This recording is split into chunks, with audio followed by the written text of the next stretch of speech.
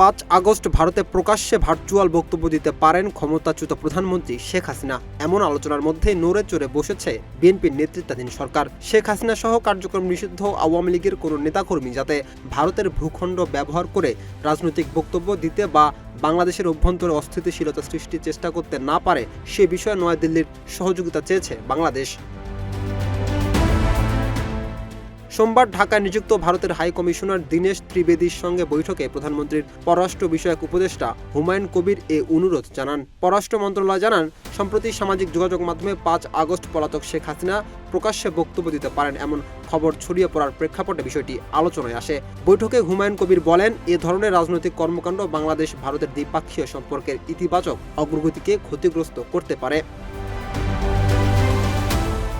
বৈঠকে দুই দেশের পারস্পরিক স্বার্থ সংশ্লিষ্ট বিভিন্ন বিষয় এবং দ্বিপাক্ষীয় সম্পর্ক আরও জোরদারের উপায় নিয়েও আলোচনা হয়। এই সময় ভারতের হাই কমিশনের বিষয়টি গুরুত্ব সহকারে বিবেচনা করে প্রয়োজনীয় খোঁজ খবর নেওয়া এবং এ বিষয়ে সচেষ্ট থাকার আশ্বাস দিয়েছেন বলে জানিয়েছে পররাষ্ট্র মন্ত্রণালয়।